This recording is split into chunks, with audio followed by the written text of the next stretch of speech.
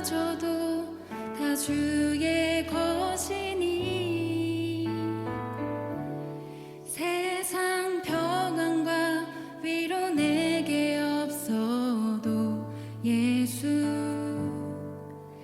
오직 예수뿐이네.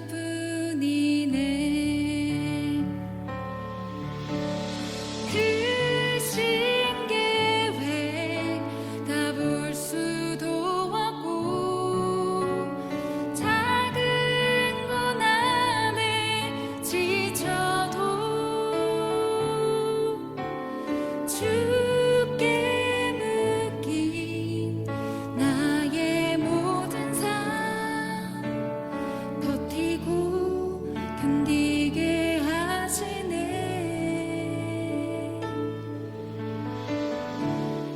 은혜 아니면 살아갈 수가 없네.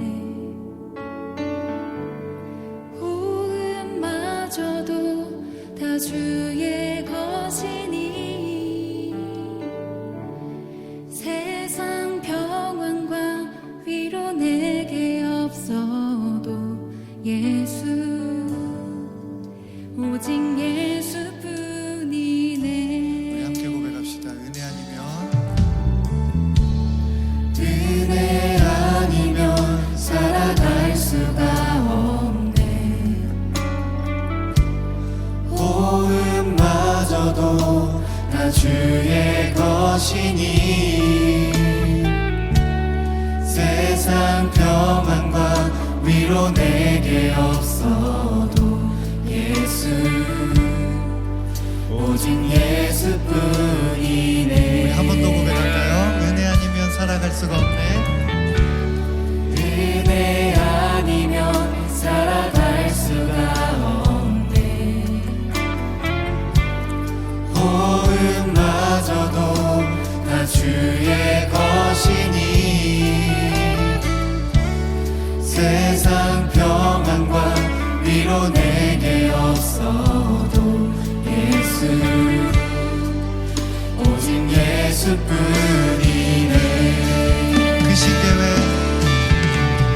크신 계획 다 볼 수도 없고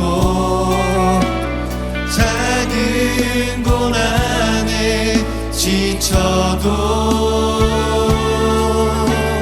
주께 묶인 나의 모든 삶 버티고 견디게 하시네. 크신 계획 다 볼 수도 없고 작은 고난에 지쳐도 주께 묶인 나의 모든 삶 버티고 견디게 하시네. 크신 계획 다 볼 수도 없고 작은 고난에 지쳐도 주께 묶인 나의 모든 삶 버티고 견디게. 우리 온 마음을 다해서 한 번 더 고백합시다. 크신 계획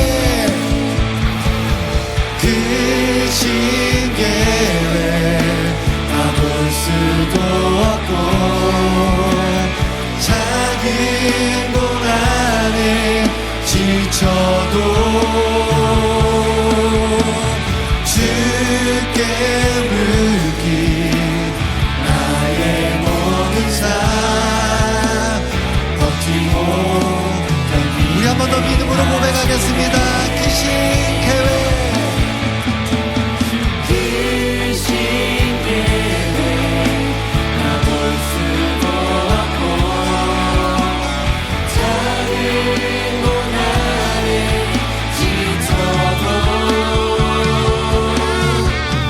주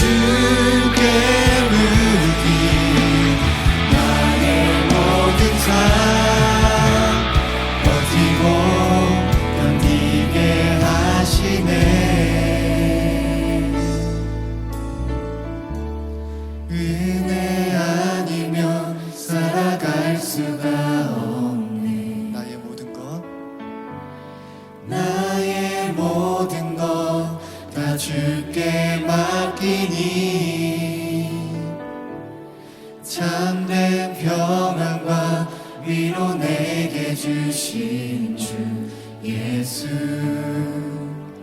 오직 예수뿐이네. 한 번 더 고백할까요? 은혜 아니면 은혜 아니면 살아갈 수가 없네. 나의 모든 것 나의 모든 것 다 주께 맡기니 참된 평안과 위로 내게 주신 주 예수 오직 여러분 목소리를 한 번만 더 예수뿐이네. 고백합시다. 은혜 아니면 은혜 아니면 살아갈 수가 없네. 나의 모든 것 다 주께 맡기니 참된 평안과 위로 내게 주신 주 예수 오직 예수뿐이네. 오직 예수뿐이네. 오직 예수뿐이네. 우리 진심을 한 번 더 고백합시다. 오직 예수뿐이네. 오직 예수뿐이네.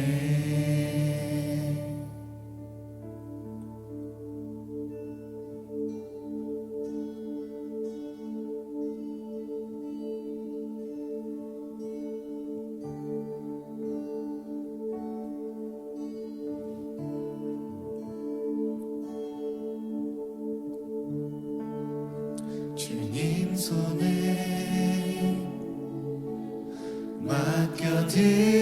맡겨드리리 나의 삶 주님께. 주님 손이 나의 삶 붙드네. 나 주의 것 우리 한 번 더 주님 손에 주님 손에 맡겨드리리 나의 삶 주님께. 주님 손이 나의 삶 붙드네. 나 주의 것 영원히.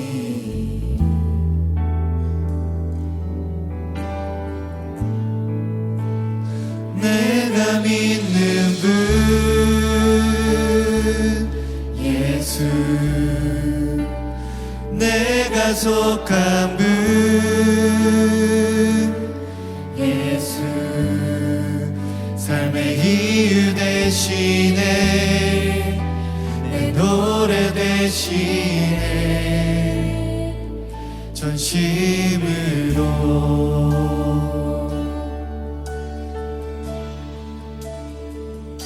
주와 함께 주와 함께 걸어가리라. 모든 길에 주실래. 주 뜻 안에 나 살아가리. 주의 약속을 우리 한 번 더 고백합시다. 주와 함께 주와 함께 걸어가리라. 모든 길을 주시네. 주 뜻 안에 나 살아가리. 주의 약속은 영원해.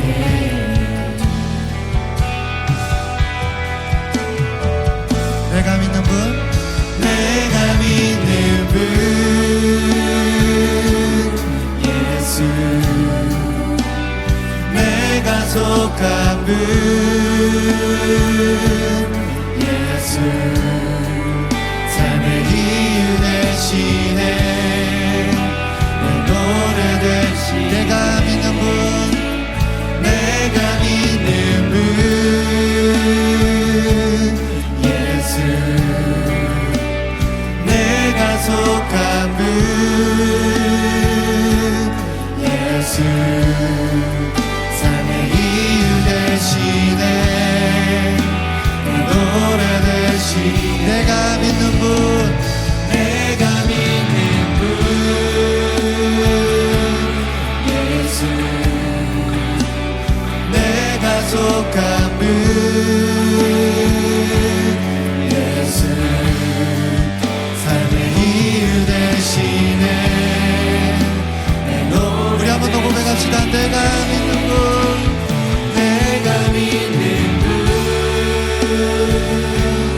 예수 내가 속한 분 예수 삶의 이유 되시네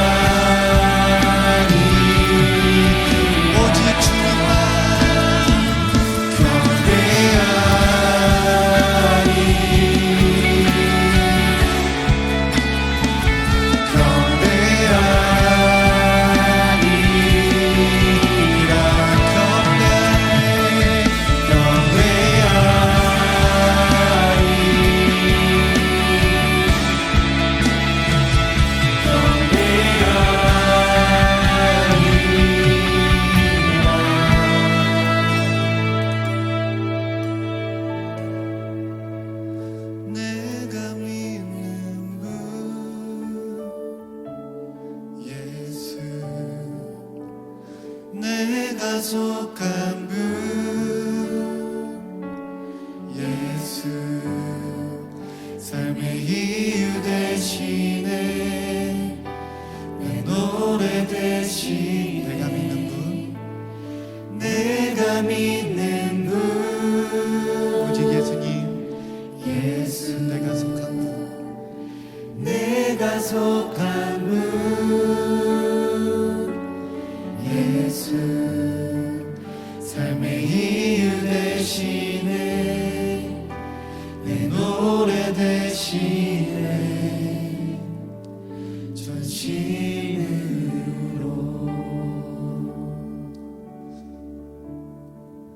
한 신학자는 이렇게 얘기했습니다. 믿음이란 자신의 운전대를 내가 믿는 대상에게 양도하는 것이라고요. 여러분의 삶의 운전대는 누가 잡고 있습니까? 내가 잡을 수도 있을 것이고 또 세상의 가치관, 세상의 원리들이 운전대를 잡을 수도 있을 것입니다. 하지만 우리가 노래로 고백한 것처럼 우리의 운전대는 오직 주님만이 소유하시고 운전할 때 우리는 안전합니다. 오늘 우리 이렇게 함께 기도하겠습니다. 주님, 이 운전대 주님께 맡기겠습니다. 주님 손에 맡기겠습니다. 주님, 제 삶을 이끌어 주십시오. 우리 그렇게 주님께 좀 간절한 마음으로 고백하면서 주님, 주님만 의지합니다. 우리 함께 고백하며 기도하겠습니다. 함께 기도합시다. 하나님, 이 시간 우리가 내 인생의 핸들을 주님께 내어드립니다. 주님께 온전히 복종하겠습니다. 주님이 내 삶을 다스려 주시고 주님이 인도하여 주십시오. 그 주님께 모든 것 내어드리겠습니다. 모든 것 주님께 맡겨드리겠습니다. 주님 인도하여 주십시오.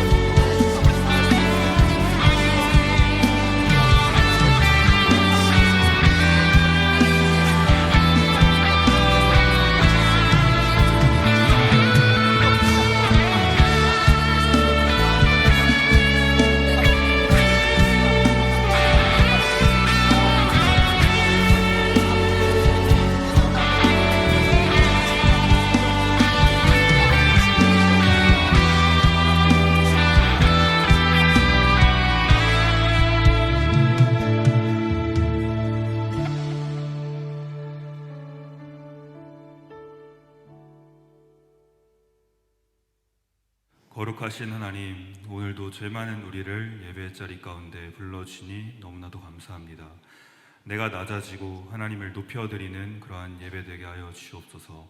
오늘의 예배를 통해 우리의 육과 영이 회복되고 정결해지는 예배가 되기를 소망합니다. 몇 가지 올려드리며 기도합니다. 먼저는 한 주간 우리의 삶을 주님 앞에 고백합니다. 지난 예배 때 기도하며 결단하였던 마음으로 살아왔는지, 말씀을 중심에 두고 기도에 힘쓰며 살아왔는지를 돌아봅니다. 만약 이러지 못하고 세상과 타협하며 나의 뜻대로 살아왔다면 이 시간 회개하오니 우리의 마음 안에 새 힘을 더하여 주시고 내가 하나님의 백성임을 다시 한번 말씀을 통해 말해 주시옵소서. 다음은 귀히 헌신하는 청년들을 올려드립니다. 헌신할 때에 하나님께서 주시는 은혜로 말미암아 기쁨으로 사역하게 하시고 하나님께서 함께 하신다는 믿음 안에 사랑으로 동역하게 하여 주시옵소서.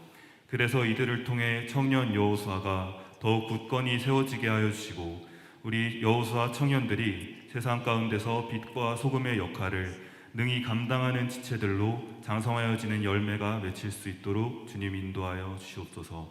다음은 다음 달 있을 청년 여호수아 여름 수련회를 올려드립니다. 준비하는 청년들에게 섬김의 기쁨과 은혜를 허락하여 주시고 또한 섬김을 받을 모든 청년들에게 기도의 갈급함과 예배 열정이 살아나 다시금 우리 안에 새 힘과 새 능력으로 회복되어지는 하나님 안에서 서로 지어져가는 주님 인도하여 주시옵소서. 다음은 어려운 시기 열방에서 헌신하시는 선교지와 선교사님들을 올려드립니다.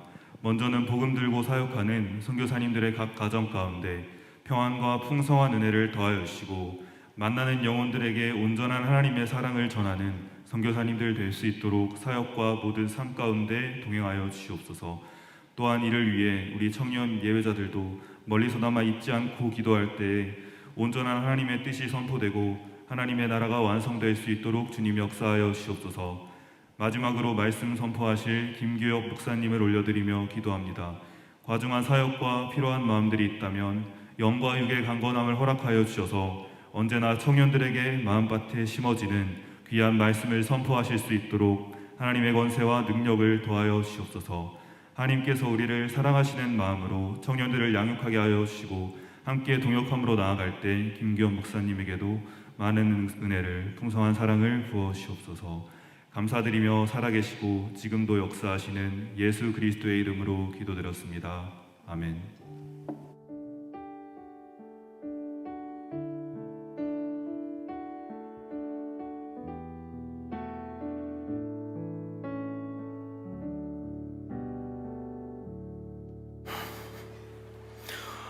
오늘 우리 예배당에 참 많은 귀한 손님들이 오셨는데요, 너무너무 귀하기 때문에 한 분씩 이 순서대로 축복을 하도록 하겠습니다. 먼저요, 우리 세 가족분이 오셨는데요, 우리 이성원 형제님, 호명할 때 잠깐 자리에 일어나 주시면 감사하겠습니다. 그리고 권혜연 자매님 오셨을까요? 잠깐 일어나 주실 때. 혹시 송용훈 형제님도 오셨습니까? 저기 계시는데요, 우리 두루두루 함께 축복하길 원합니다. 예수님의 은혜와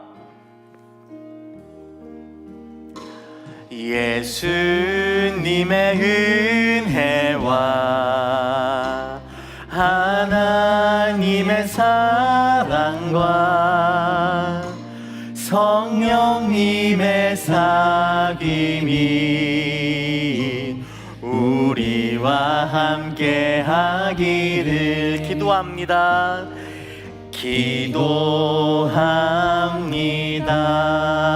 환영합니다. 예배 후에 새가족팀과 저희 모임 가운데 함께 해주시길 바랍니다. 그리고 우리 김영민 자매님 오셨을까요? 우리 김영민 자매님 이제 작년 예배 하셨다가 우리 여호수와 함께 예배 드리기 위해서 함께 하고 있는데요, 이미 새가족 수료는 하셨지만 우리가 공동체로 함께 축복하길 원합니다. 다시 한번 우리 김영민 자매님을 향하여서 예수님의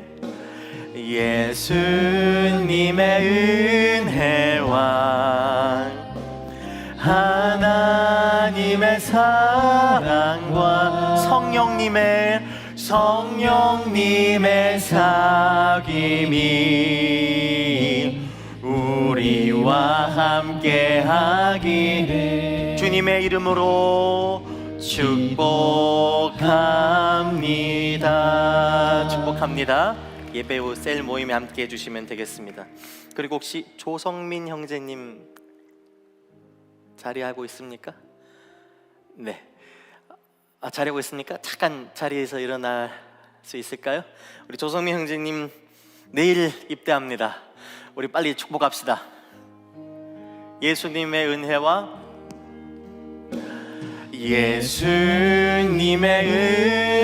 군생활하는 내내 하나님의 사랑과 성령님의 사귐이 당신과 함께 하기를 주님의 이름으로 축복합니다. 우리 성민 형제 잘 갔다 올 수 있도록 여러분 많은 격려와 기도 부탁드립니다. 그리고 반가운 분이 왔는데 우리 권혜찬 형제님 휴가 나왔는데 우리 휴가 나온 우리 혜찬 형제를 위해서 축복하지 않을 수 없겠죠? 또 축복하길 원합니다. 예수님의 은혜와 하나님의 은혜와 성령님의 사귐이 당신과 함께 하기를 축복합니다. 축복. 우리 이번에는 모두를 향하여서 우리 축복할까요? 예수님의 은혜와 하나님의 사랑과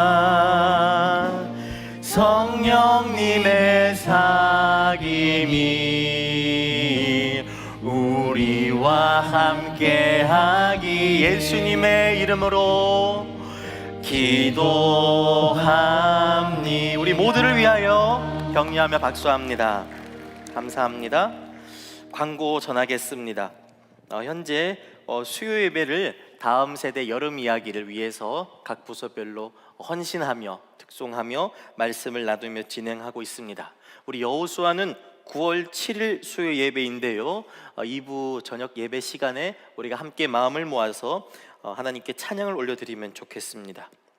네, 7월 한 달간 불금이 진행되는데요, 여러분들 권사님이 아니더라도 함께 나오셔서 여러분 하나님께 불의 은혜를 받는 시간 되기를 소망합니다. 우리 여호수아 여름 수련회 광고인데요, 예수 안에 지어져 가는 우리라는 주제를 정했습니다. 우리가 겨울 수련회 때는 이제 복음에 대해서 함께 나누었죠. 그리고 교회를 새롭게 세상을 이롭게 하는 주제를 담아서 이번 수련회를 우리 임원분들과 열심히 구상하고 있습니다.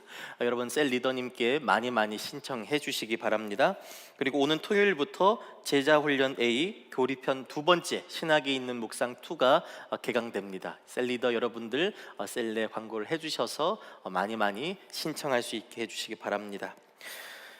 이 시간 우리 교회에서 파송하는 이광수 그리고 김정아 선교사님에 대해서 담임 목사님 모셔서 소개해 주시고 함께 축복하는 시간 갖겠습니다.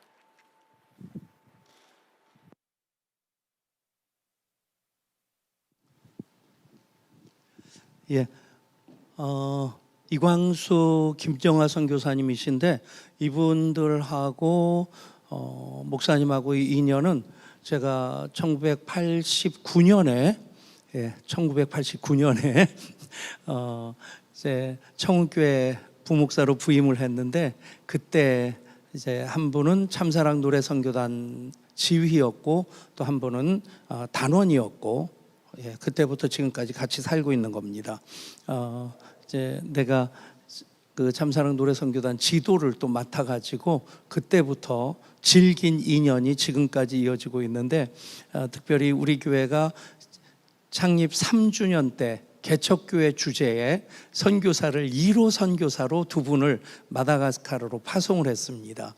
그때도 호주에 있는 시드니 교회와 공동으로 파송을 했는데, 이분들이 20년 동안 그곳에서 평신도 선교 사역자로서 아미 음악학교라고 하는 좋은 음악학교를 만들어서 20년 사역하다가 그 이제 후임 선교사님에게 이제 넘겼고, 그리고 이분들은 5년 동안 카나다에서 이렇게 안식년을 지내다가 다시 부름을 받고 이제 다음 8월 초에 이제 마다가스카르로 갑니다. 남은 여생을 그곳에서 선교 사역을 위해 이제 헌신하시려고 가시는데, 이번에도 우리 교회가 이제 이번에는 서울에 있는 은현교회까지 3개 교회가 공동으로 파송을 하게 되는데, 여러분들도 우리 교회 파송 선교사이기 때문에 아시고 위해서 같이 기도하시면 좋겠다 싶고, 여러분 주보에도 천원 선교헌금이 들어가 있는데, 이 천원 선교헌금은 이광수 김정아 선교사님을 위한 그런 헌금으로 쓰여지게 됩니다. 여러분들도 같이 동참해 주시면 좋겠습니다. 잠깐 인사 말씀 하시죠. 여러분 안녕하십니까? 반갑습니다. 박수를 안 치시면 내려가려고 그랬는데 여러분들이 그 서로 축복하는 그러한 것이 너무 마음이 따뜻하고, 여러분들을 뵈면서 주의 권능의 날에 그 새벽 이슬과 같은 헌신된 주의 청년이라는 그런 말씀이 떠오릅니다. 여러분들을 그 그 찬양하는 그러한 모습을 보면서 다 여러분들을 그리고 찬양팀과 함께 마다가스카르로 옮기고 싶다는 그러한 마음이 막 이렇게 들었어요. 왜냐하면 거기도 이러한 찬양과 이러한 축복을 필요로 하는 그런 청년들이 되게 많이 있거든요.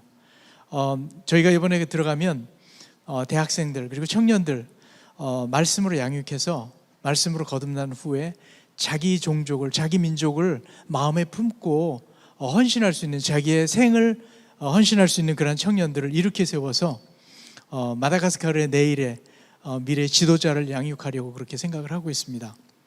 여러분 혹시 관심 있으십니까?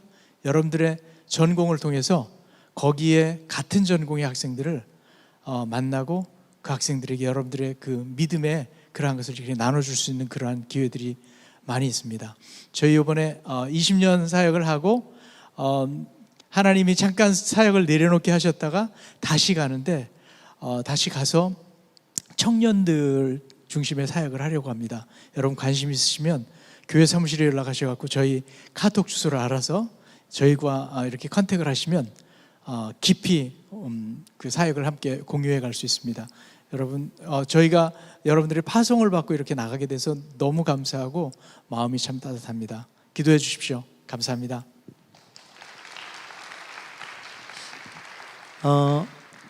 제 권사회에서는 그 김은우 선교사님을 이제 대만으로 파송을 했고 이 두 분은 우리 교회 안수집사회에서 파송을 하는데 여러분들도 또 특별히 청년 사역을 하시니까 또 같이 이제 교제하시면서 기도로 중보하시면 좋겠고 마다가스카르까지는 조금 멀 겁니다만은 그래도 한번 가보시면 아프리카에 여러 번 갔다 왔는데 선교지 갈 때마다 정말 그곳에서 역사하신 하나님을 보게 되고 그 아프리카가 이 유럽 위주의 세계사 속에서는 세계 지도 속에서는 이제 좀 찌그러져 있는 것 같은데 그 안에 미국하고 카나다하고 멕시코까지 다 집어넣어도 아프리카가 훨씬 더 큽니다.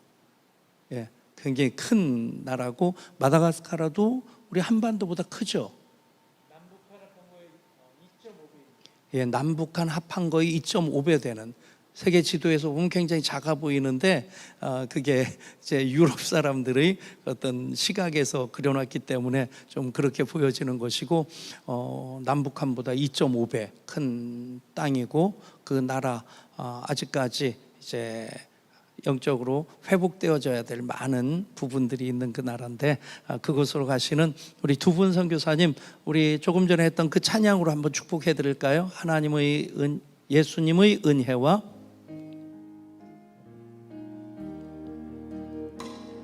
예수님의 은혜와 하나님의 사랑과 성령님의 사귐이 당신과 함께 하기를 축복합니다. 아멘.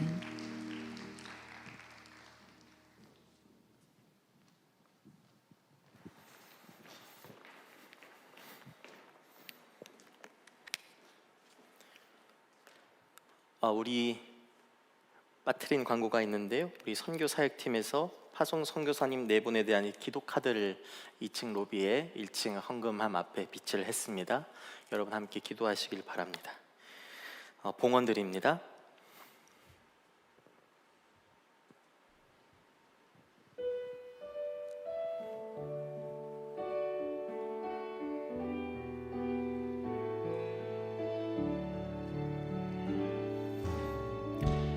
너 어디 가든지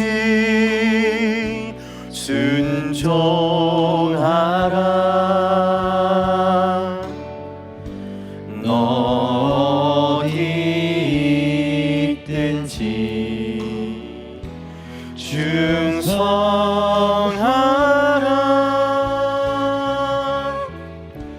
주 너의 하나님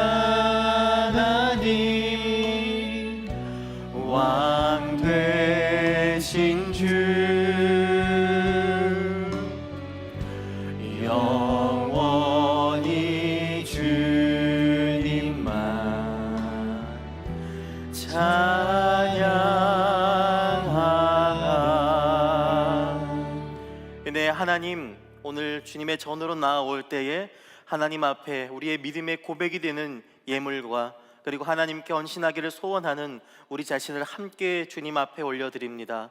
하나님, 예물과 그 삶을 하나님께서 받아주셨던 아벨과 그 제물과 같은 저희들이 될 수 있게 도와주시어 하나님 기꺼이 사용하시고, 그로써 우리 여호수아 공동체 안에, 예양교회 안에 소중한 하나님 나라의 사역을 이루는데 귀히 사용하여 주옵소서. 주님께 올려드리는 저희들의 심령과 믿음을 받아주시고 하나님 필요한 하늘의 것들, 땅의 것들로 충만히 채워 주옵소서. 예수님의 이름으로 기도합니다. 아멘. 오늘 하나님께서 우리에게 주신 말씀은 구약성경 열왕기상 22절에서 30절까지의 말씀과 62절에서 66절까지의 말씀입니다. 기록된 하나님의 말씀을 제가 받들어 읽습니다. 솔로몬이 여호와의 제단 앞에서 이스라엘의 온 회중과 마주서서 하늘을 향하여 손을 펴고 이르되, 이스라엘의 하나님 여호와여, 위로 하늘과 아래로 땅과 땅의 주와 같은 신이 없나이다.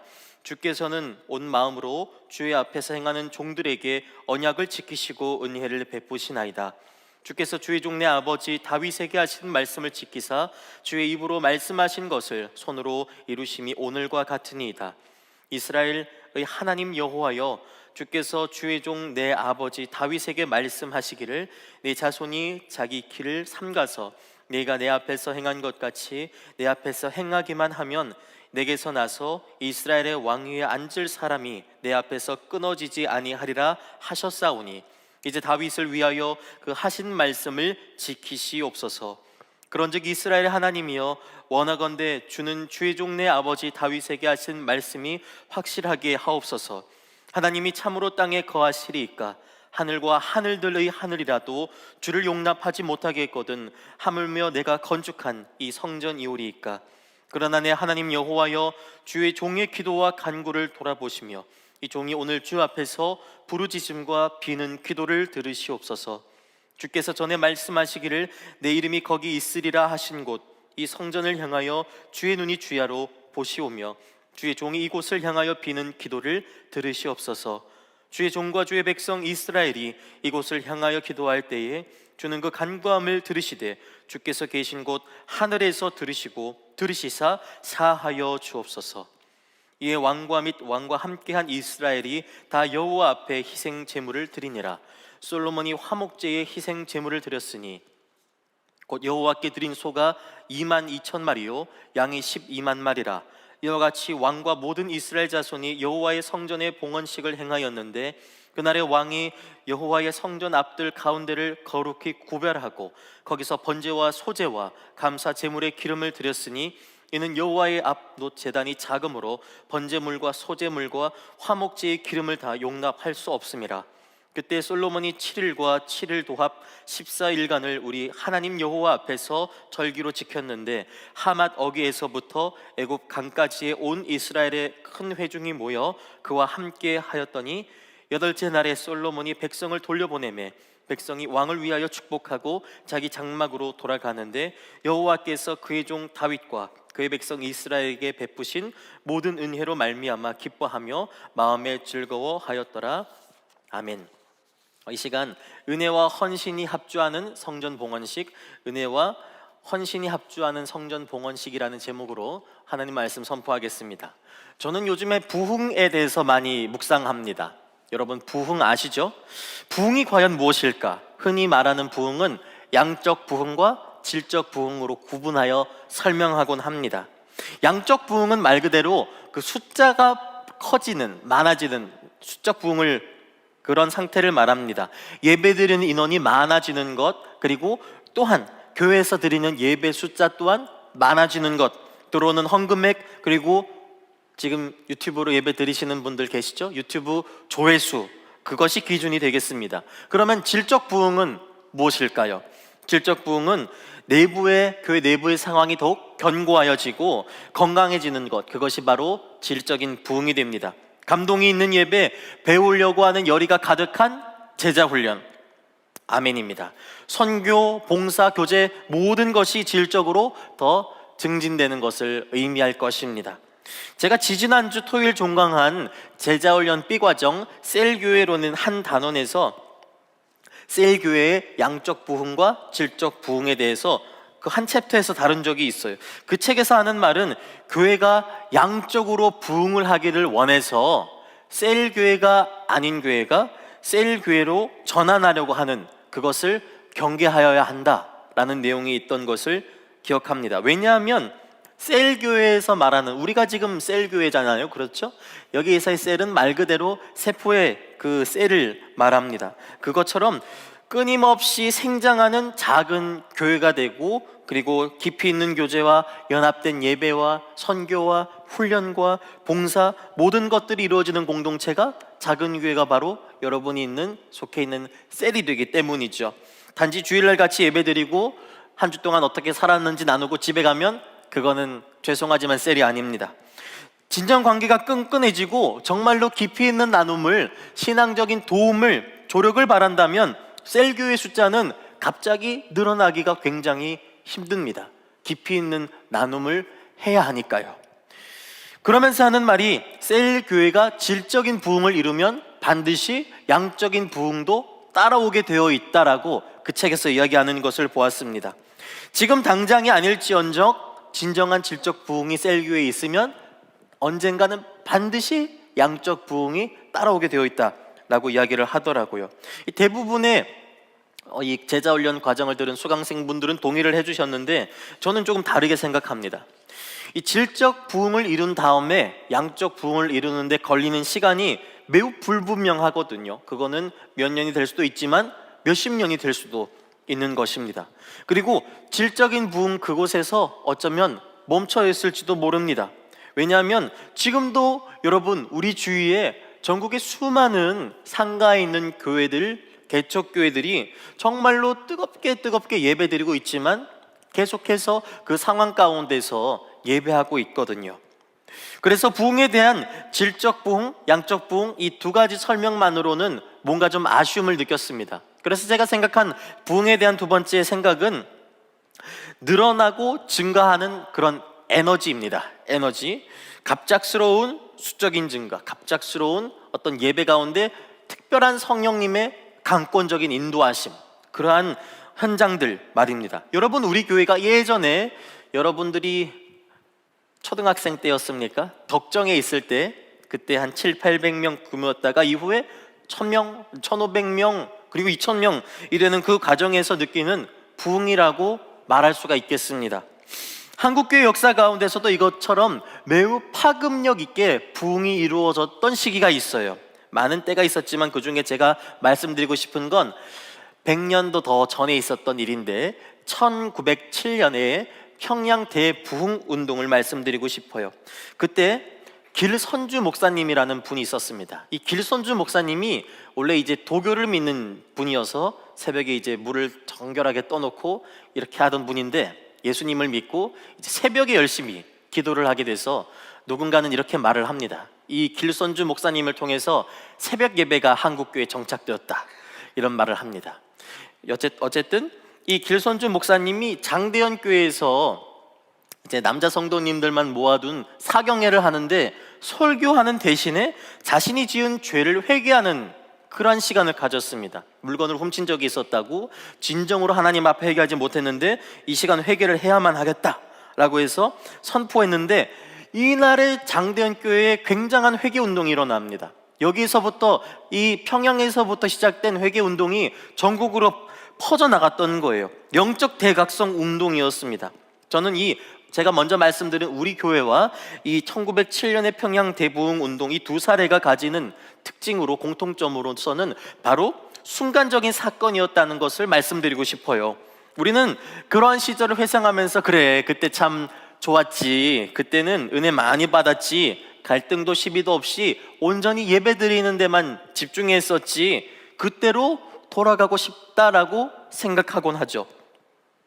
제가 아마 여러분과 별로 차이가 나지 않으니까 고등학생 때였던 것 같아요. 2007년에 딱 100년이 지난 때잖아요. 1907년으로부터. 그래서 100년 전 평양의 영적 대각성 부흥 운동을 바라는 어게인 1907이라는 그러한 신앙 훈련이 일어났었습니다. 여러분 다 기억나시죠? 네. 그런데 그게 굉장히 유행했어요. 100년 전 이 땅 위에 진정한 회개가 있었을 때 하면서 했는데, 지금 와서 생각해 보면 그냥 전국적으로 했던 큰 행사일 뿐 뭔가 대단한 부흥이나 갱신이나 변화가 없었던 것 같아요. 왜 그럴까요? 간절함이 없어서 그랬을까요? 여러분 혹시 주여 백창 해보셨습니까? 저는 해봤습니다. 자랑입니다. 고등학생 때 이제 그런 훈련을 받았어요. 통성기도 하는 방언으로 기도하고 릴레이 기도하고, 지금 제가 교회에서 기도하는 건 그때 다 훈련 받은 건데, 그때는 다 그렇게 했습니다. 그렇게 열심히 했다고 생각하는데 돌이켜보면 그 1907이라고 하는 그러한 영적인 훈련과 흐름 이후에 굉장한 부흥은 일어나지 않았어요. 왜일까요? 그때로 돌아가려고 하는 그런 마음만 있었지, 예배드리고 부흥에 참여하면 되지라고 하는 그러한 아니란 마음, 다만 부어주시는 은혜에 최선을 다해 응답하는 그것이 없었기 때문입니다. 저는 그렇게 이해하고 있어요. 여호수아가 부흥하려면 여러분 어떻게 해야 될까요? 여러분 각자 생각이 있겠죠? 리더분들, 세럼분들, 임원분들, 사역팀원분들, 제가 셀리더분들한테 자, 리더님들 이번 주 출석 통계를 퍼센테이지를 내서 주세요 한다든가, 제가 적금을 깨서 제 혓바닥이 검증했던 그런 식당으로 더 공격적인 신방을 한다든가 하면은 부흥이 일어날까요? 아니면 여러분이 섬기는 사역팀이, 셀리더진들이, 임원진들이 각자가 더 견고하게 세워지면 그러면 부흥이 일어날까요? 아닙니다. 내게 주시는 은혜에 내가 헌신해야 됩니다. 우리 각자가 하나님 앞에, 저는 저대로, 여러분 각자는 각자대로 하나님 앞에 선 자로서 코람데오의 자세로서 헌신해야 됩니다. 온 마음 다해 응답해야 됩니다. 그렇다고 이것이 여러분 밤 늦게까지 11시, 12시까지 남아서 섬기라는 말, 4개, 5개 사역을 섬기라는 말, 그런 말은 아닙니다. 내가 예수님이 머리 되시는 교회의 한 지체가 되어서 성실히 이 사명을 감당한다는 마음을 나뿐만 아니라 우리 모두가 똑같이 가지게 될 때, 그럴 때 부흥이 일어납니다. 그런데 그 순간에 사탄이 방해를 하기 시작해요. 어떤 방해를 하냐면요, 정죄를 해요. 마르다처럼 합니다. 마르다 신드롬입니다. 무엇이냐면, 나는 이렇게 열심히 섬기는데 왜 없는 쪽으로 할게요. 왜 쟤네들은 하나도 섬기지 않고 왜 주일 예배 출석만 하고 놀다가 가는 것일까? 이걸 못 견뎌 하도록 이제 사탄이 계속 방해를 하도록 부추기는 것이죠. 나의 중심으로서 하나님을 바라보기 때문에 그렇습니다. 그러지 마세요, 여러분. 내가 생각할 때 저 분들은 너무 섬기는 것 같지 않아, 섬길 필요가 있어 라고 생각한다면 어떻게 저분을 사역의 자리에 세울까라는 계책을 짜지 말고 그 사람이 가진 달란트와 은사를 살펴보세요. 그리고 함께 신앙생활을 하면서 권면하거나 세워주면 되는 것입니다. 아니면 그냥 함께 신앙생활 하는 것 자체만으로도 우리는 충분히 부흥에 나아갈 수 있습니다. 그렇게 서로 세워주기 때문에 우리가 서로 각자의 자리에서 충실하고 세워주면 부흥이 일어나지 말라고 해도 부흥이 일어나게 되어 있습니다. 여러분 진정 혹시 부흥을 원하십니까? 여러분 마음속에 부흥을 갈망하는 마음이 있으십니까? 그렇다면 오늘 주시는 말씀이 우리에게 제법 팁이 될 것 같아요. 솔로몬이 성전 건축을 7년에 걸쳐서 완성한 그 이후에 봉헌하는 오늘의 본문은 부흥을 위한 결정적인 2가지를 온전히 나타내고 있기 때문입니다. 그것은 바로 은혜와 헌신입니다. 우리 첫 번째 대지를 같이 읽어볼까요? 1번 시작. 끊임없는 회개가 이루는 성화로 약속된 구원을 차지합니다. 여러분, 성화란 무엇이냐면 구원받은 하나님의 백성들이 예수님과 같이 거룩하게 되는 것, 그것을 성화라고 하는데요, 오늘 본문의 도입부가 되는 22절부터 24절을 제가 읽겠습니다. 솔로몬이 여호와의 제단 앞에서 이스라엘의 온 회중과 마주하여 서서 하늘을 향하여 손을 펴고 이르되, 이스라엘의 하나님 여호와여, 위로 하늘과 아래로 땅과 땅의 주와 같은 신이 없나이다. 주께서는 온 마음으로 주의 앞에서 행하는 종들에게 언약을 지키시고 은혜를 베푸시나이다. 주께서 주의 종 내 아버지 다윗에게 하신 말씀을 지키사 주의 입으로 말씀하신 것을 손으로 이루심이 오늘과 같으니이다. 아멘.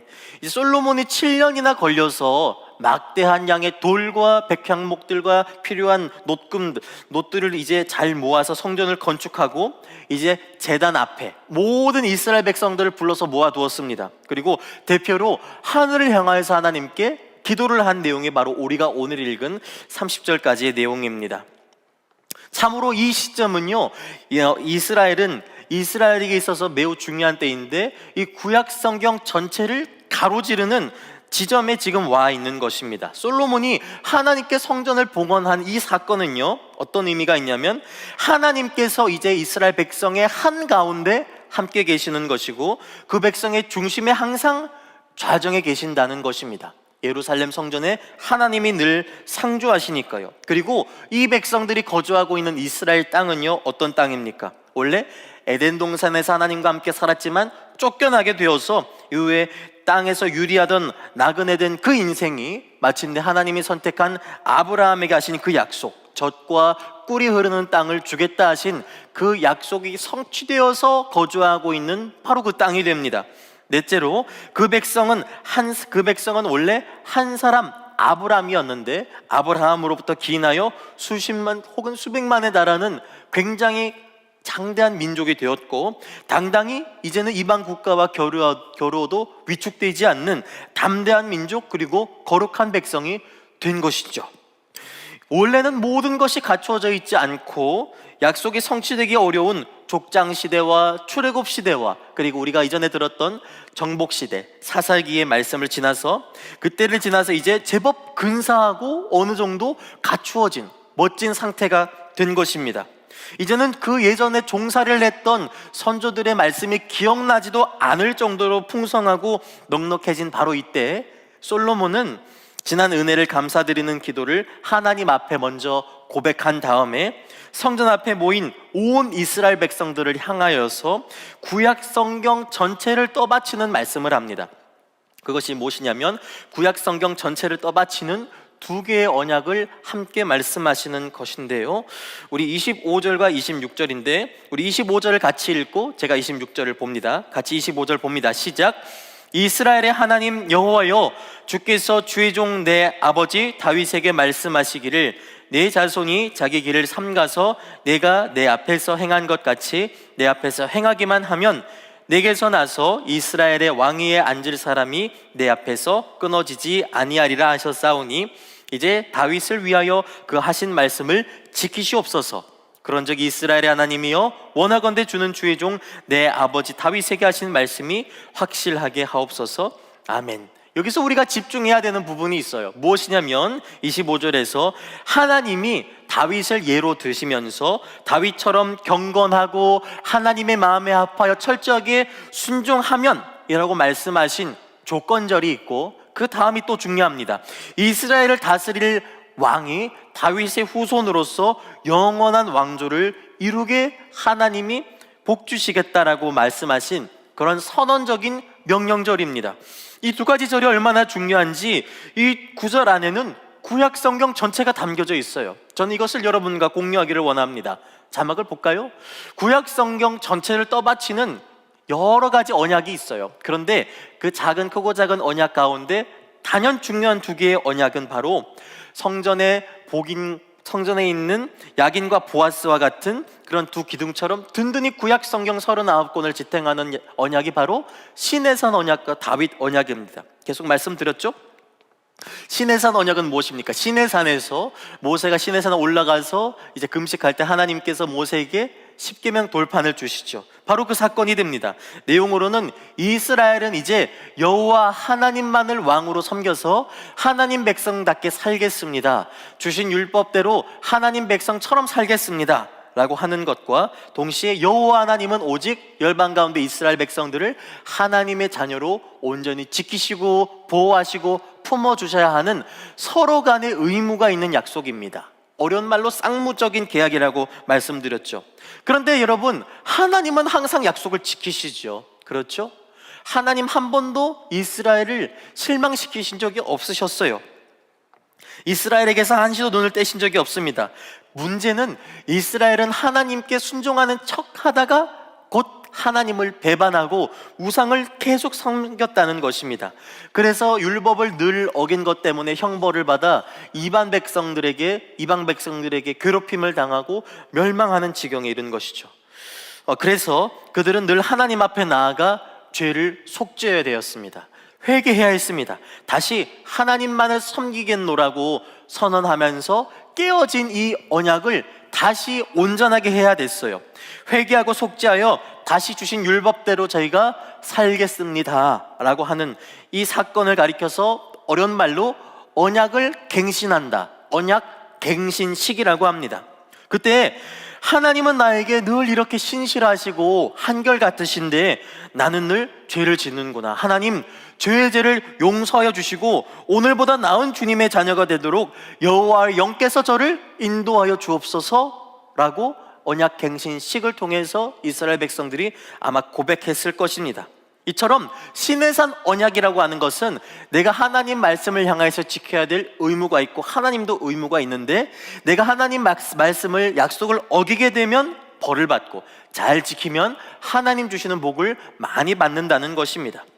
반면에 다윗 언약을 살펴보겠습니다. 다윗 언약은요, 다윗이 하나님 앞에 선한 일을 하든 율법을 잘 지키든 혹은 밧세바를 취하는 것과 같은 죄를 짓든 하는 것과 상관없이 하나님께서 일방적으로 하신 약속을 이루어 주신다는 언약입니다. 무슨 약속이었죠?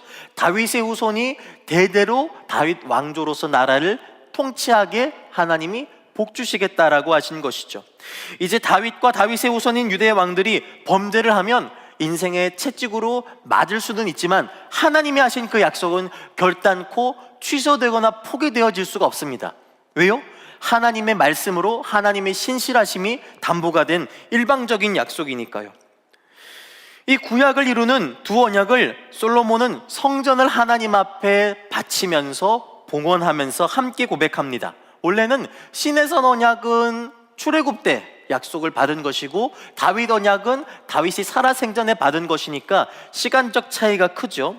성격도 달라요. 그런데 솔로몬은 이 이스라엘의 역사적인 시기에 하나님께 이 두 언약을 함께 고백드렸습니다. 구약 성경 전체를 꿰뚫는 고백이라 할 수 있습니다. 왜 이렇게 했냐면 그 안에 놀라운 비밀이 있기 때문에 그렇습니다. 곧 이스라엘은 죄를 지을 때마다 원래는 계속 속죄해야 되었죠. 그렇지 못할 경우에는 심판을 받아서 하나님께 버림받게 될 것이나, 그러나 그럼에도 불구하고 하나님이 약속하신 다윗의 왕조는, 다윗의 나라는, 하나님이 택하여 세우신 다윗의 후손으로 다스리실 그 나라는 영원하리라는 것이었죠. 하나님이 세우신 왕이 온 백성들을 위해서 하나님을 섬기고 말씀과 진리로 그 백성들을 다스릴 것이고, 끊임없이 그 죄를 회개하며 하나님 앞에 계속 엄숙하게 언약을 갱신하는, 언약 갱신을 통해서 비로소 제사장 나라가 되고 거룩한 백성이 되는 것입니다. 여러분, 이것은요 신약 성경과 신약 성경의 구원과 정확하게 합치되는 일맥상통하는 프로세스예요. 여러분, 우리는 예수님께서 죽기까지 순종하심으로, 신실하심으로 하나님 앞에 십자가에 달려 죽으신 것, 그리고 예수님이 이루신 그 십자가 사건을 내가 받아들임으로, 믿음으로 구원받는 하나님 나라의 백성이 되었습니다. 아멘이시죠? 마침내 영원한 천국에 우리는 다 들어갈 것입니다. 그것은 나의 공로가 아니죠. 나의 공로가 아니라 하나님이 예수님을 통하여 이루어 주신 전적인 은혜입니다. 다윗에게 주신 언약도 전적인 은혜였던 것이죠. 하지만 여러분, 우리는 영원한 재판장이 되시는 하나님께 예수님의 보혈로 말미암아 의롭다라고 인정을 받은 것이지, 아직 정말로 흠이 없이 의로워진 것은 아닙니다. 그래서 하나님의 뜻과 멀어지는 죄를 계속 반복해서 수시로 짓습니다. 따라서 그러한 죄악에 넘어지는 것에서 점차 일어서서 그 죄의 유혹을 이겨내어서 마침내 믿음의 장성한 분량에 이르도록 하나님은 지금도 살아서 일하심으로 우리를 부르시고 지금도 우리 가운데서 이끌어 가시는 것이죠. 그래서 우리는 어떻게 해야 됩니까? 구원받은 백성이지만 연약하기 때문에 늘 회개해야 하고, 이로써 시내산 언약을 항상 갱신했던 이스라엘 백성들처럼 회개함으로써 점점 거룩하게 세워져야 하는 것입니다. 그렇게 하나님과 동행하여 거룩하게 되는 이 성화라는 과정을 거치고 마침내 영화에 이르는 것이죠. 영광스러운 천사와 같은 모습이 되어서 마침내 하나님이 계시는 천국에 거할 수가 있게 되는 것입니다. 끊임없이 회개함으로 거룩한 지경에 이르러 하나님이 주신 은혜를 따라 구원에 이르는 여러분들 되기를 축복합니다. 우리 두 번째 대지를 같이 볼까요? 같이 읽습니다. 시작. 하나님은 백성을 위하여 부족한 소소로 들어오십니다. 오늘 본문의 앞인 열왕기상 8장 1에서 13절을 제가 보았더니 성전 건축의 핵심이 되는 사건, 즉 언약궤를 성전의 지성소 안으로 모시는 장면이 나타나 있었습니다.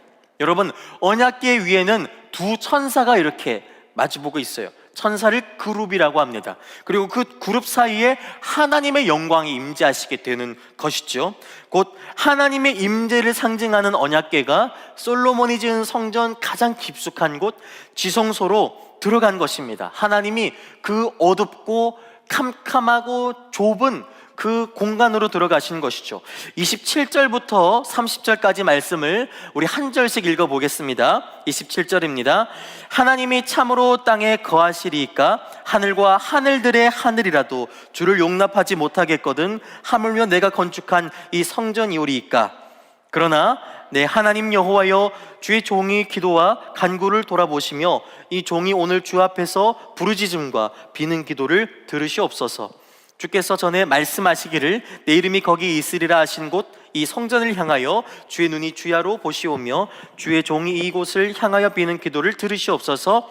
주의 종과 주의 백성 이스라엘이 이곳을 향하여 기도할 때에 주는 그 간구함을 들으시되 주께서 계신 곳 하늘에서 들으시고 들으시사 사하여 주옵소서. 아멘. 한마디로 솔로몬은요, 하나님께서 자신이 지은 이 나무와 돌로 이루어진 쇠로 이루어진 성전에 들어오심을 도저히 감당하지 못하겠으니 기꺼이 들어오신 것에 대한 감격적인 감사와 늘 기도하는 것에 대하여 응답하여 주시고 죄를 사하여 주실 것을 요청하고 있습니다. 여러분에게 제가 질문을 하나 해볼게요. 자막을 보여주세요. 하나님은 여러분 어떻게 거하실까요? 27절 처음을 보니까 인상적인 표현이 등장하죠. 하늘과 하늘들의 하늘이라도. 여러분, 유대교에서는 하늘에 층이 져 있다고 생각했습니다. 그것은 물리적인 공간적인 의미에서의 층이라기보다는 조금 더 다차원적인 층이라고 보는 것이 옳을 것 같아요. 성층권이 있는 것이지 3층이 있는 것은 아니니까요. 그래서 1층천은 우리가 지금 거하고 있는 하늘에 보이는 하늘이고 2층천은 영적인 존재들이 거하는 곳, 악한 영들이 있는 곳, 그리고 3층천은 하나님의 천상나라, 하나님의 천국, 천상 성전이 있는 곳이라고 이해했습니다. 그러니까 지극히 높은 하늘, 가장 높은 하늘, 3층천의 하늘이라도 하나님을 모시기에는 부족합니다라고 고백한 것이죠. 두 번째가 여러분 무소부재입니다. 무소부재를 들어보셨나요? 하나님이 일하시는 그 모든 섭리가 모든 피조 세계에 다 미쳐 있음을 말하는 것입니다. 참으로 그렇습니다, 여러분. 아무리 죄악이 관영에 있어도, 최악으로 절망적인 상황에 있을지라도 예수님이 그 죄의 세력에 의해서 연약해지셔서 힘을 발휘하지 못하는 순간, 그런 순간은 결코 없습니다. 어떠한 곳이든지 하나님의 영향력은 그곳 가운데 계실 수 있어요. 그리고 세 번째가 바로 편재입니다. 이것 한번 따라해 주실래요? 편재. 감사합니다. 편재란 성령님이 널리 퍼져 계셔서 한 장소에 개인이나 그 무리에게만 역사하시는 것이 아니라 동시다발적으로 역사하신다는 것을 말합니다. 예수 그리스도를 구주로 믿고 고백하는 저와 여러분 각자에게 동시에 역사하셔서 하나님의 일을 가신다는 것입니다. 그런데 그런 하나님께서 하늘과 하늘들의 하늘도 부족하고 무소부재하시고 편재하신 하나님께서 어디로 들어가셨냐면 지성소로 들어가셨습니다. 거기에 거주하시기 위해서이죠. 여러분, 지난주 말씀의 대지에서 기억나시는 대지가 되면 좋겠는데, 우리의 생각에 하나님을 가두지 말자라고 이야기를 했었죠.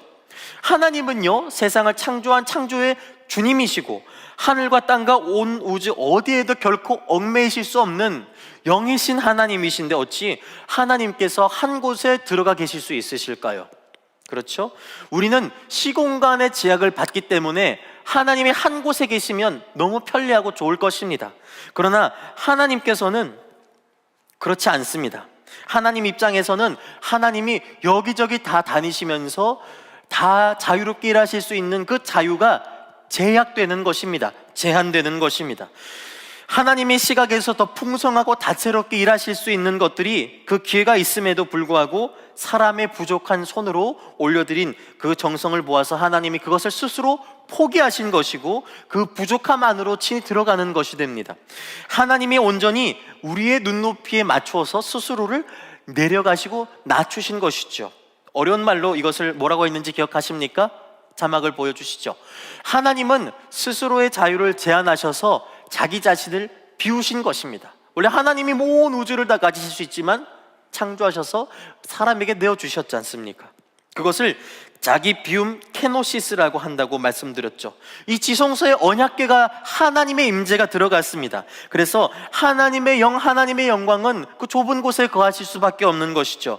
하지만 이로써 하나님이 이스라엘 나라의 중심인 시온 산 위에 있는 예루살렘 성전의 지성소에 마침내 좌정하게 되는 것이고 온 백성의 평생의 삶의 중심에 하나님이 거하시게 되는 것입니다. 여러분, 하나님은요 일일이 찾아오시는 하나님이 되십니다.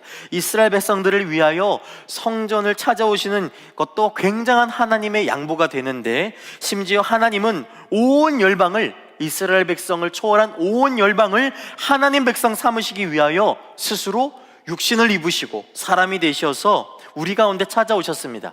요한복음 1장 14절입니다. 말씀이 육신이 되어 우리 가운데 거하심에 우리가 그의 영광을 보니 아버지의 독생자의 영광이요 은혜와 진리가 충만하더라.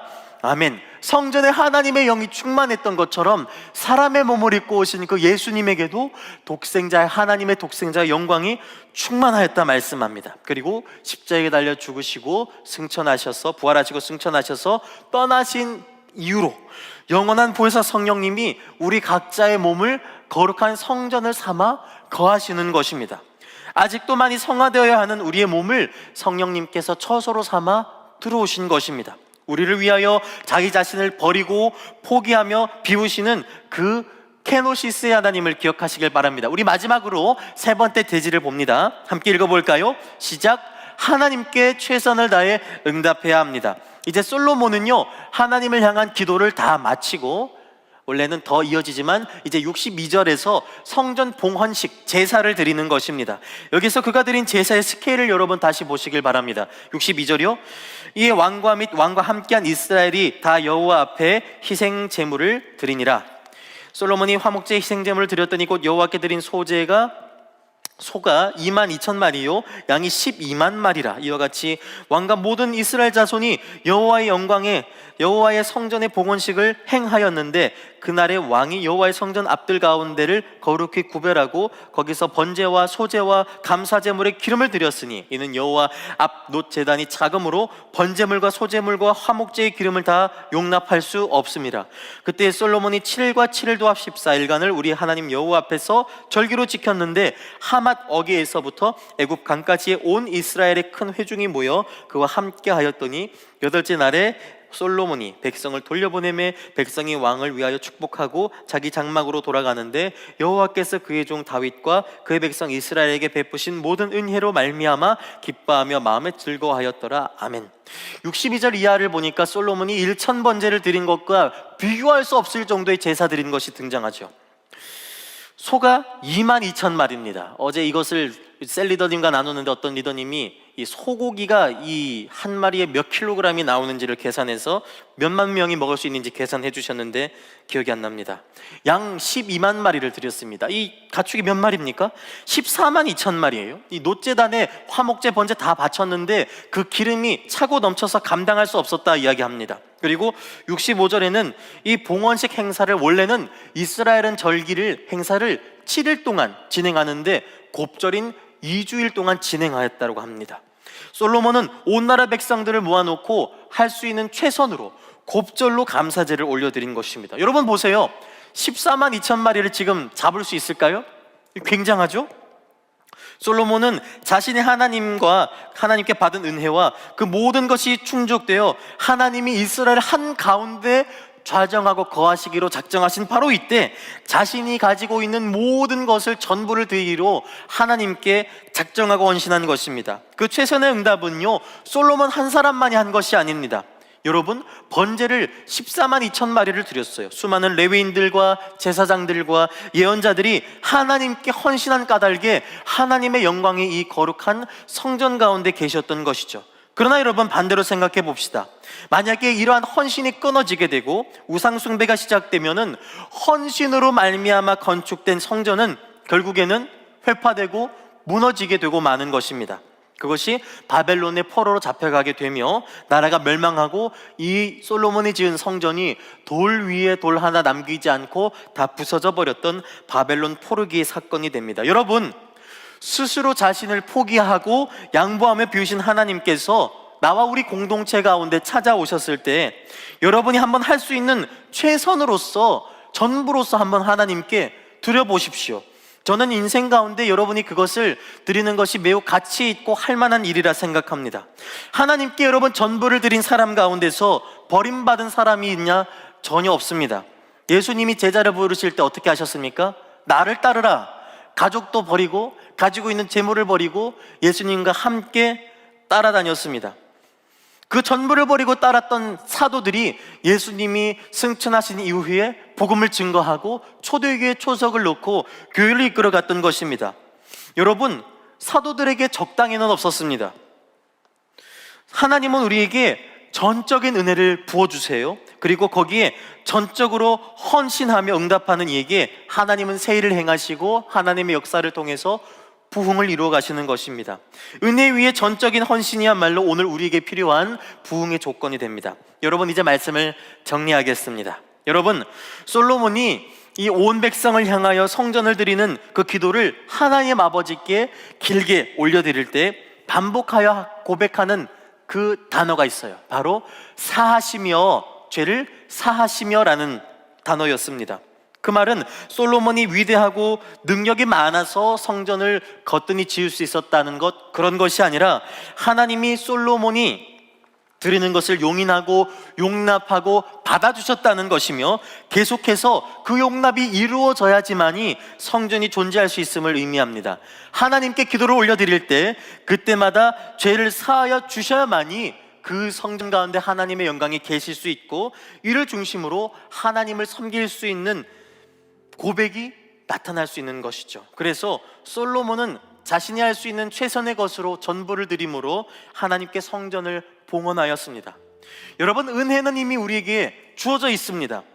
우리가 원하지 않았음에도 값없이 예수님께서 우리의 모든 죄를 대신 가져가셨으니까요. 영원한 다윗의 왕조가 예수 그리스도를 통하여서 이미 실현되었습니다. 중요한 건 끊임없이 회개하여 점점 더 거룩하게 세워지기를 바라는, 어제보다 더 예수님의 마음에 가깝고 하나님 앞에 아름답게 세워져 가려고 하는 우리의 노력이고 헌신이고 결단이 됩니다. 우리가 하나님 앞에서 계속되는 재헌신을 하지 않는다면 성전은 결코 유지될 수가 없습니다. 우리 몸인 성전 역시 성령님이 거하시는 곳이기 때문에 우리가 헌신하지 않으면 성령님이 우리 안에 거하실 수 없는 것이죠. 영원히 그 왕조와 함께 하시리라는 약속 위에서 우리는 계속해서 헌신하고 회개하고 거룩하게 세워지기 위해 몸부림쳐야 하는 것입니다. 이게 바로 구약 성경과 신약 성경에 동일하게 등장하는 구원의 진리가 됩니다. 이제 하나님의 은혜 위에 헌신으로 진정한 합주를 올려드리는 여호수아가 될 수 있기를 소원합니다. 다윗 언약이라는 은혜 위에 시내산 언약을 계속 갱신함으로써 이스라엘은 거듭날 수 있었고 마침내 예수님을 맞이할 수가 있었습니다. 여러분, 이제 우리가 가지고 있는 전부를 기꺼이 주님께 드릴 수 있기를 원합니다. 그 위에 하나님의 역사가 우리 가운데 함께 하실 것입니다.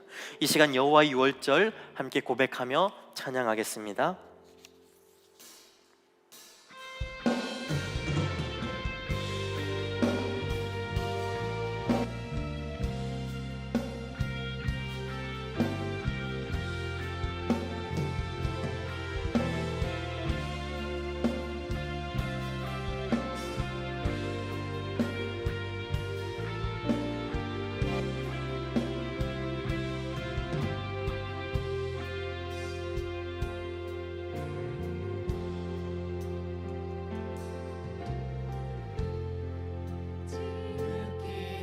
높은 주님의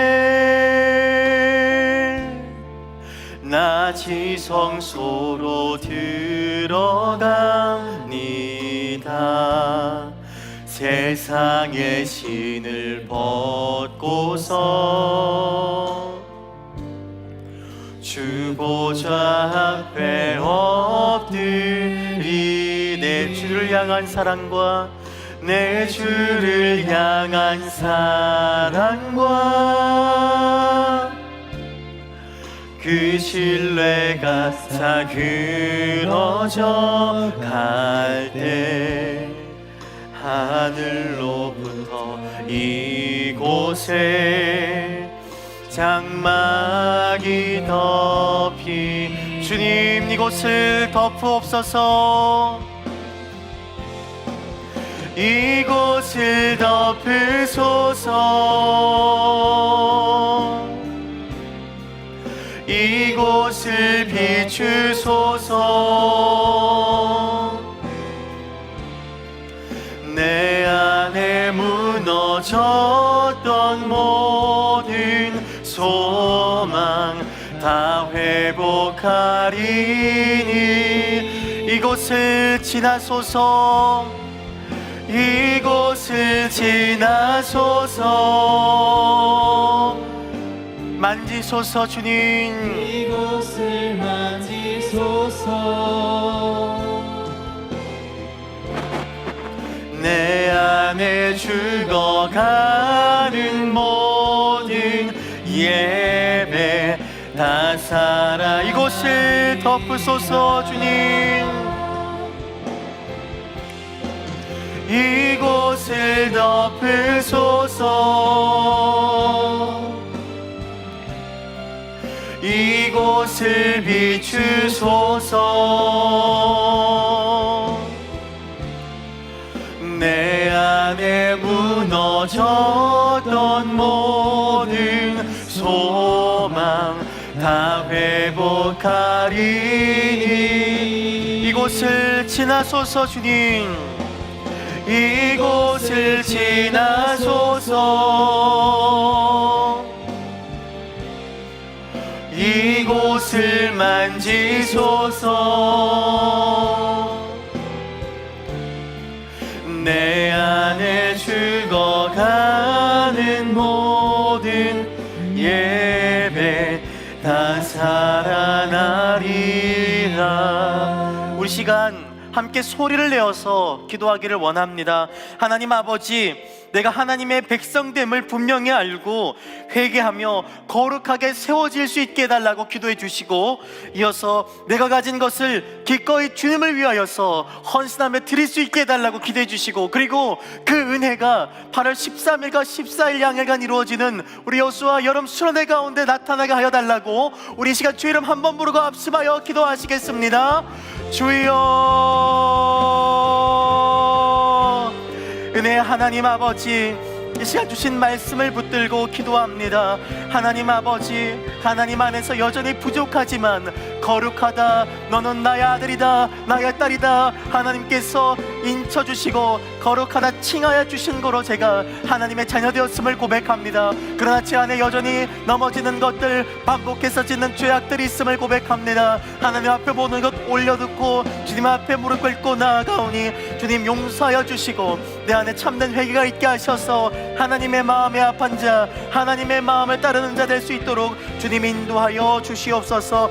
하나님 아버지, 하나님 여전히 부족하고 연약하지만 우리가 드리는 최선이 하나님께 너무나 보잘것없지만, 그러나 하나님께서 솔로몬이 지은 성전 가운데 좌정하셨던 것을 봅니다. 하나님, 저의 심령이 너무나 연약하고 부족하지만 오직 의지할 것 하나밖에 없사오니 그리스도 예수의 보혈로 정결케 하시사 하나님 우리의 심령 가운데, 우리 각자의 마음 가운데 좌정하여 주시옵소서. 오 성령 하나님, 찾아와 주시고 인쳐주시고 좌정하시고 주장하여 주시옵소서. 우리의 몸을 성전 삼으시고 하나님의 영광으로 채워주옵소서. 하나님 아버지, 하나님 앞에 간절히 부흥을 부르짖길 원합니다. 우리의 심령이 하나님 앞에 선자로서 호람대오의 자세로서 헌신될 수 있기를 원합니다. 하나님, 가진 것이 없습니다. 그러나 우리 자신을 하나님께 드리길 원합니다. 주여 받아주시옵소서. 하나님, 일전에 없었던 것으로서 저희가 드릴 수 있는 최고의 것으로서 주님께 모든 것 맡겨드리기 원합니다. 바로 그 은혜가 이번 수련회 가운데 있게 하여 주시고, 하나님 그 수련회를 통하여 친히 말씀하여 주시고 인도하여 주시옵소서. 은혜의 하나님 아버지, 너무나 부족하고 연약하지만 계속해서 예수님의 보혈을 의지하여서 주님 앞에 회개하며 나아갈 때에 그 부족하고 연약한 10년 가운데 성령님 부어주시사 우리가 다시 주님의 거룩한 백성으로 예수 그리스도의 제자로 거듭나 거룩하게 세워질 수 있는 줄로 믿습니다. 하나님, 우리가 회개하기를 포기하지 않고 끊임없이 주님께 매달릴 수 있는 코람데오 하나님 앞에 선자의 자세를 가지고 항상 주님을 의뢰하며 주님 앞에 부족함이 없이 선자가 되기 위하여 헌신하고 결단하기를 소원합니다. 주여, 우리를 주장하여 주시옵소서. 하나님께서 부족한 성전 가운데 오셨고, 그리고 참으로 사람의 몸을 입고 육신으로서 이 땅 가운데 예수님으로서 임마누엘의 하나님으로서 함께 하신 것을 저희가 보았습니다. 이제 하나님, 연약하고 부족하지만 우리의 심령 내어 드리오니 성령 하나님 찾아와 주시고 좌정하여 주시어서 제 몸 거룩한 성전으로 구별하여 주시고 사용하여 주옵소서. 하나님 아버지, 저희는 솔로몬과 같은 많은 재물과 하나님 여러 가지 능력이 없습니다. 그러나 하나님, 저를 올려드립니다. 하나님 앞에 헌신하여 구별하여 드립니다. 하나님, 하나님의 때에 하나님의 방법으로 하나님 주신 은사들을 활용하시어서 하나님의 일을 이루어 주시옵소서. 성령 하나님, 하나님께서는 하늘과 하늘들의 하늘이라도 부족하신 분이시며 무소부재하신 분이시며 편지하신 분이신 거로 하나님, 이 시간 제 안에서 역사하시고 우리 여호수아와 모든 사부 예배자 가운데 동일하게 역사하시는 성령 하나님이신 줄로 믿사오니 하나님께서 그곳 가운데 자정하셔서 일하여 주시옵소서.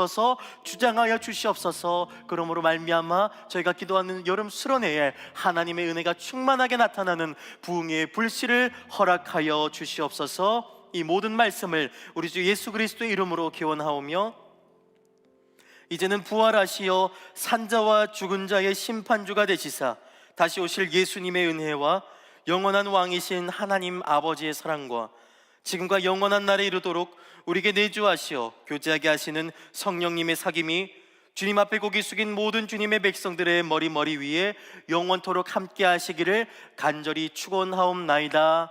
아멘.